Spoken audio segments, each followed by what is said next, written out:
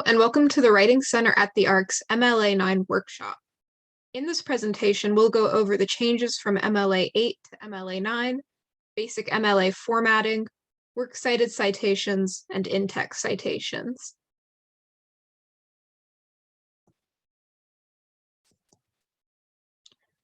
So what is MLA? MLA stands for the Modern Language Association. It serves as a guide for how to format papers and present information, and it's mostly used by the humanities. This is a style you'll mostly be using in your English classes, any English or literature, or any social sciences. The major changes in MLA 9, general paper formatting and citations have stayed the same from the 8th to the 9th editions. The MLA 9 handbook was updated with many new examples and scenarios to serve as a reference book instead of just being rules. Some guidelines have also been expanded upon, so they're clearer and more adaptable, and they can be used in more circumstances. The main change is that there is a new chapter on inclusive language. So this includes chapters on, or sections on, making references to identity relevant, choose terms of identity that respect your subject, so using person-first language instead of identity first, be specific, instead of saying Indian, you would say Cherokee, be thoughtful with capitalization, styling, and pronoun usage, and you should not judge others' experiences in your own writing. For the basic paper format, any readable font from size 11 to 13, the standard is, and probably always will be, Times New Roman size 12. All text should be double-spaced, 1-inch margins. In the top right-hand corner of the page, you'll have your last name and page number. On the left-hand side of your first page, you'll have a header that goes in this order: your name, your professor's name, your class name and number, and the due date. So here's our example of what the first page of your paper will look like. As you can see, we have our header right here with that information. We have our page number up in this upper left-hand corner in the header with the last name and then the number. And jumping down into the body of our paper for our introduction paragraph, we have an indentation right here, which is the beginning of the page. And then we have our title right here with no spacing between the title and the body of the paper. This is what the body will look like. So as you can see, we're on our third page now with that, still with that last name and page number. We have some in-text citations right here, which we'll talk about in a minute, but for all of your paragraphs, you will be indenting by 0.5, which is just your tab key. For your works cited page, this will go at the end of your paper and be your last page or last pages, depending on how long it will be. The top of the page should be titled Works Cited in the center of the page. And the only time that'll change is if you're only citing one source, in which case then it'll be a works cited. All sources should be in alphabetical order based on the first letter of the citation. Sources should also be formatted with a hanging indent. So the first line will go to the left-hand margin, and all subsequent lines will be indented by a 0.5-inch indent. And this is what that looks like. So you have our title right here, right at the top of the page. And then for each of my 4 citations right here, the beginning of them goes to that left-hand margin. And then my second line right here is where I'm indented by 0.5. And this is the layout for your citation. This image comes from the MLA's own guidelines on what this will look like. So we start off with our author, then we go into the title of the source, and then we go into our container information. And so that'll be the title of the container, the contributor, version, number, publisher, publication date, and the location. And you may not have all of these different options that need to be included in whatever you're citing. That's perfectly fine. For example, if you're citing a website, you probably won't have a version or a number. In those situations, you just skip over that part of the citation and go on to the next thing in the order. So the first thing we have is our author.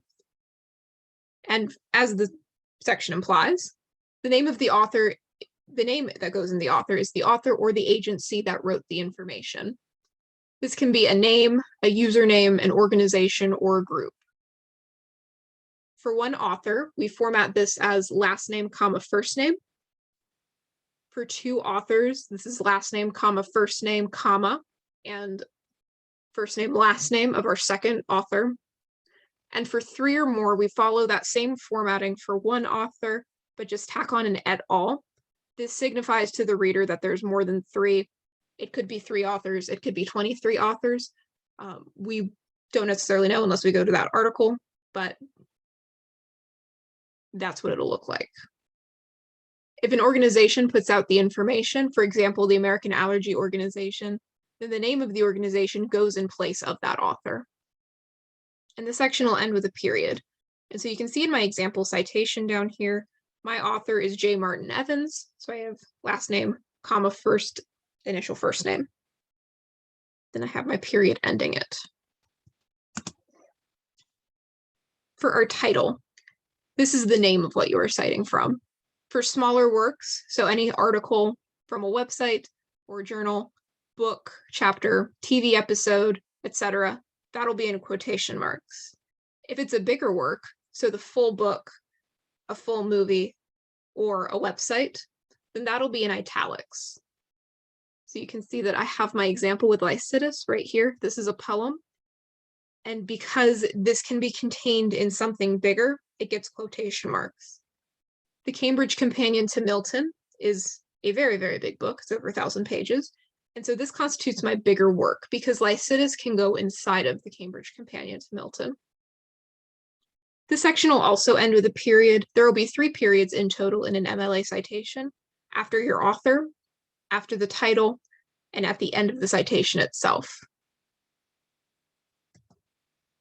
Containers. So this is what contains the source, and this can be a website, a book, a TV series. In this case, since the Cambridge Companion to Milton contains Lycidas, this is what my container is. These will always be italicized because they're always going to be something bigger than our smaller thing right here. And this section always ends with a comma. And sometimes you might run into a situation where you have a double container. It is possible for this to happen because a container can be contained by another container, coming directly from the MLA 9's definition of what this is. For example, an essay can appear in a print book, and that print book can be digitized on a website. In this situation, both the book and the website are containers, because the book contains the essay, but the website contains the book. So in our example citation right here, which is a little bit different from the one we've previously been looking at, the Cambridge Companion to Canadian Literature is what contains Aboriginal writing. But Cambridge Core, which is kind of like a database for all Cambridge material, contains the Cambridge Companion to Canadian Literature. So in this situation, both of these constitute as containers. Contributors. This can be an editor, a translator, anyone that has contributed and worked on a work in some way. You have to state the role that they played in the work before their name. So for my example in this situation, edited by Dennis Danielson, the first thing I do is state what he did. This could be translated by, edited by, any possibility of what they've done. And then their name, first name, last name. In some situations, a contributor may go in place of an author. For example, when we're focusing on a translator's choice in a work. And in this situation, that contributor will go in the author position with a comma and then what role they played. So he was the translator. And then the author of Madame Bovary goes in that normal contributor spot. And you would say by Gustave Flaubert.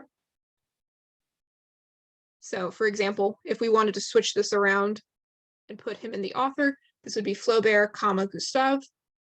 And then in that contributor spot, it would be translated by Geoffrey Wall.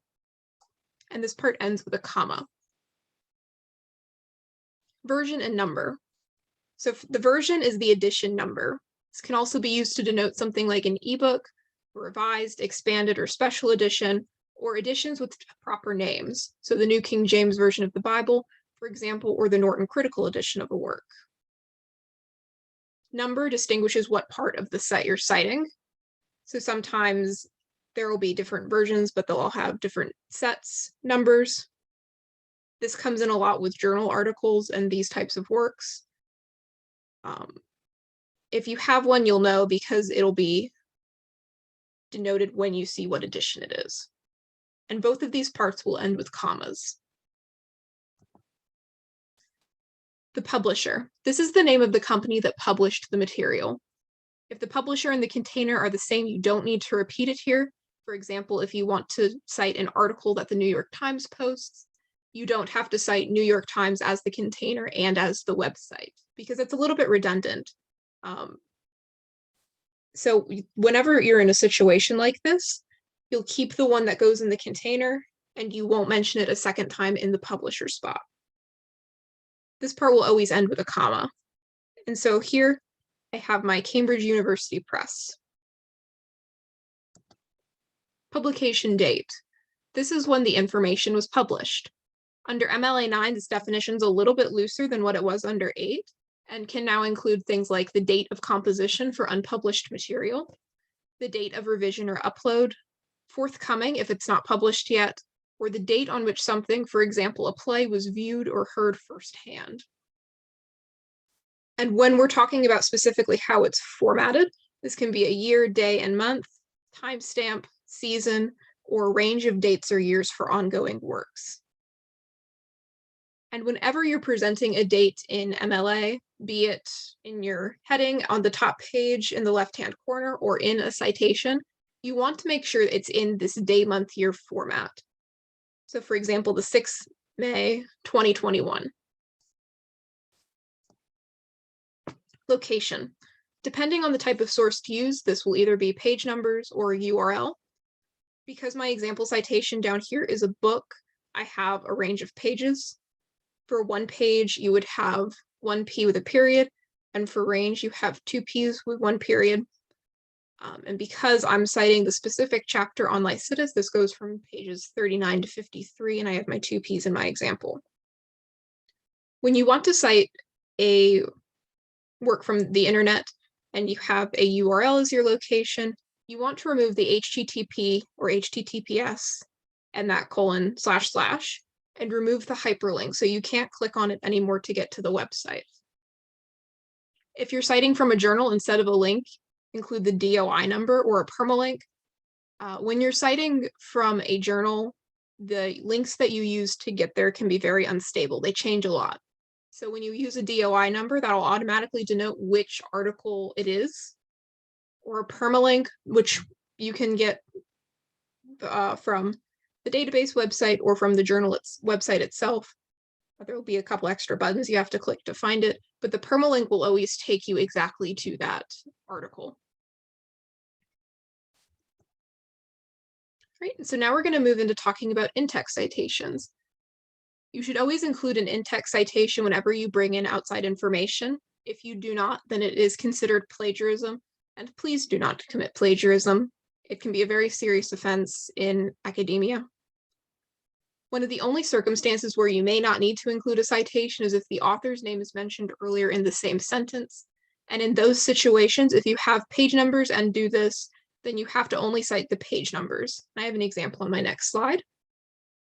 The basic format for an in-text citation is the author's last name and the page number, if you have one. So for example, with the citation we've been looking at, this would be Evans 39. If I was citing something with 2 authors, then that would be Evans and Bang, both last names, and the page number, 3 or more, Evans et al., page number. Oops. And the period will always go after our last parentheses.